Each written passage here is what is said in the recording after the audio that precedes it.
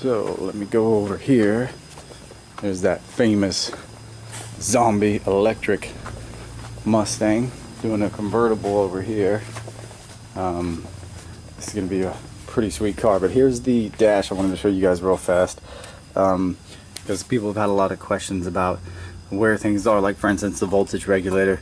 Just because I have this one out and I actually already took the wiring harness here out, I'm basically making a whole custom wiring harness, which I tend to do sometimes anyway, and it's one of the reasons they brought me here, is just you know, my knowledge of the Lincolns and experience with them. But in this case we definitely have to do a custom wiring harness because they don't need any of the gauges. There's not going to be water temperature, there's not going to be oil, you know, none of that stuff. So but I figured while I had this all apart, you can see it nice and easy. This is upside down, obviously.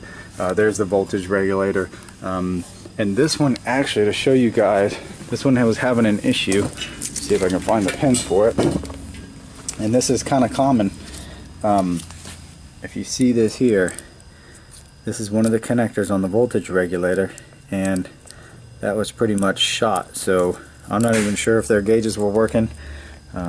Probably not, but that's one of the things that that goes bad on here. And I was going to show you guys the connection if I can find it real fast. Here we go.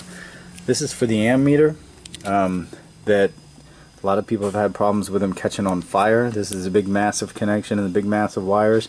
The ammeter itself is here. That's where that connects. And wait, here we go. So a lot of people have had issues with that and with fires and stuff. So there it is. A lot of people are changing that over to a voltmeter, which is a little more useful anyway, but that's where it is. That's how to get to it. You can actually pull this piece, which most of you guys probably know. You can pull this whole section out, and I think I have a video of that. It makes it a little easier to get to, but just wanted to give you guys a quick look. So if anybody has any questions about where things are located, which harnesses do what, I can kind of walk you guys through or give you some answers, because I'm super familiar with this stuff. So just want to make a quick video. This dash, I'm doing the wiring harness for the Lincoln Continental with Bloodshed Motors here in Texas, and wanted to take this opportunity to show you guys what basically we're doing. We're creating a whole new wiring harness because they don't need a lot of the stuff that's in this monstrosity of an original one.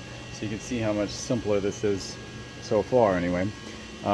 These are all new sockets. The old ones, the old plastic ones, nothing wrong with them. I just you know, rather than do a whole lot of cutting and splicing, just decided to start with new ones. The lights I'm using, I showed you guys before. Pop one of these out. The T10 Sirius LEDs, they're extremely bright. These sockets just kind of pop right in there.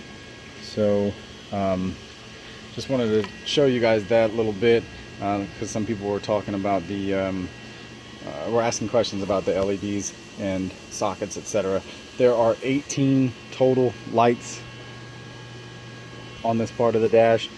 Some of them, like as I'm wiring these in, you can see I just used grounds. This is always grounded, so I just used this as grounds instead of having a whole bunch of wires going back.